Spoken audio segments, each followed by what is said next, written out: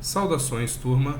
Aqui é o professor Pedro e a intenção desse vídeo de conteúdo é ajudar vocês a entender um pouquinho mais sobre a forma de representação de algoritmo usando fluxogramas. Bom, vamos lá. Para criar um fluxogramas, você pode fazer isso de diferentes formas. Você pode fazer isso com papel e caneta, você pode fazer isso usando um programa de computador para desenhos, ou você pode fazer isso usando alguma ferramenta específica para a criação de diagramas. Tem várias disponíveis na internet. Nesse curso, nós vamos apresentar para vocês uma ferramenta chamada Draw.io. Se escreve D-R-A-W.io. Essa é uma ferramenta altamente recomendável, ela é gratuita, Você pode salvar os seus diagramas na nuvem usando o Google Drive ou o OneDrive ou salvar no próprio dispositivo. E essa é a opção que nós vamos utilizar. Bom, uma vez que você escolheu onde você quer salvar os seus diagramas, nós vamos escolher a opção de criar um novo diagrama. Essa ferramenta ela não é útil apenas para a criação de fluxogramas. Com ela você pode criar todo tipo de diagrama. Você pode criar diagrama de negócios, diagrama de engenharia, mapas conceituais, Mas hoje o que nos interessa são os flowcharts, ou diagramas de fluxo, ou ainda fluxogramas. Bom, o fluxograma, quando utilizado para representação de algoritmos na computação, ele tem alguns elementos de desenho básicos, pré-definidos.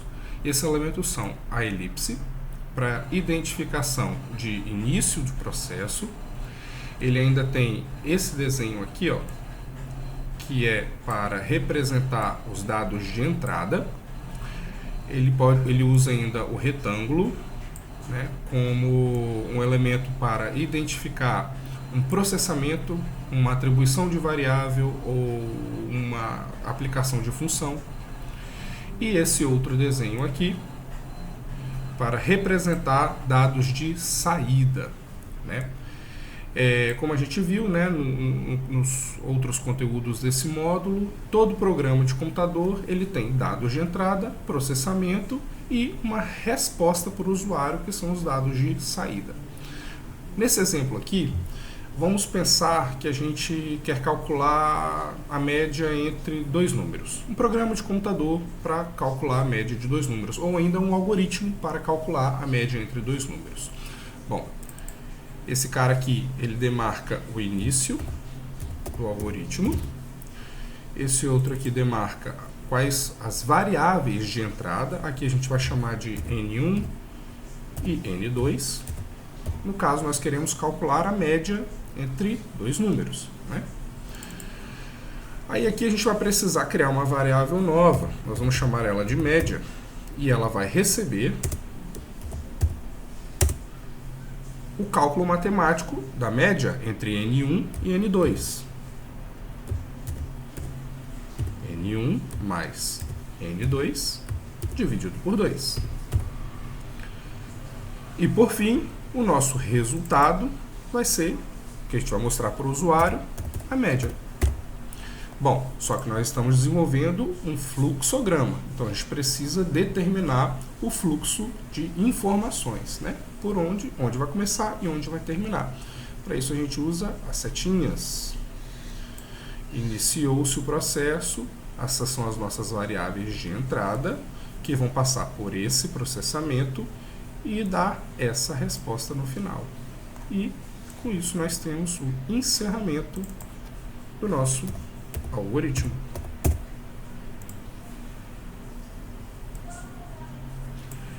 Muito simples, Agora vamos pensar que a gente quer trabalhar com algo mais complexo, Imaginemos que a gente queira calcular não só a média, mas queira dizer, por exemplo, se um aluno ele está aprovado ou não com base nessa média.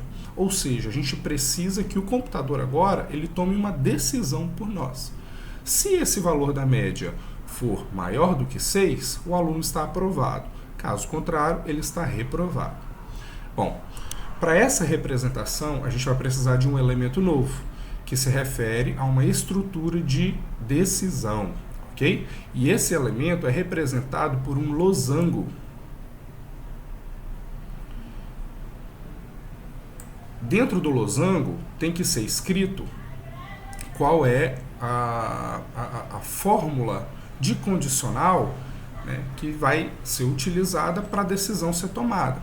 Nesse caso, a fórmula que a gente precisa é que a média ela seja maior ou igual a 6. Nesse caso, a gente vai ter como saída do nosso programa dois tipos de dados, né? Na verdade, é um tipo de dado só, mas com dois valores diferentes, né? Nesse caso, é aprovado ou reprovado.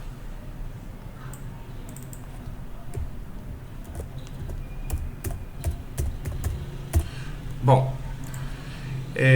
para que um aluno seja aprovado ou reprovado, é necessário que essa fórmula, essa condição, ela seja satisfeita ou não. Se ela for verdadeira, se a média for maior do que 6, então ele é aprovado. Nesse caso, ele precisa que, para esse fluxo aconteça, o valor de resposta para essa condicional tem que ser verdadeiro. E para essa outra, ele tem que ser falso. Só que agora, o fluxo do nosso programa que inicia aqui, e que tem essas duas variáveis de entradas, e que realiza esse primeiro processamento, ele não pode mais seguir direto para cá, para a média. Ele tem que passar para a condição. Ok?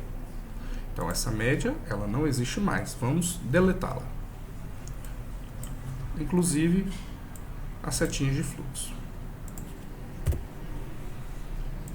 E depois que uma decisão foi tomada, ele vai se dirigir ao fim, tanto para a reprovação quanto para a aprovação. E pronto, nós já temos representado um outro algoritmo aqui. Agora que o nosso fluxograma está pronto, a gente ainda tem algumas opções, né? A gente pode salvar para edições futuras, né? Usando as opções do próprio Draw.io, e a gente ainda pode exportar isso como um desenho, né? Para isso basta a gente escolher a opção File, Export as, PNG, JPG ou SVG, depende do formato que você quiser. Ok, pessoal? É isso aí, um abraço, qualquer dúvida, nos procure nos fóruns. Valeu!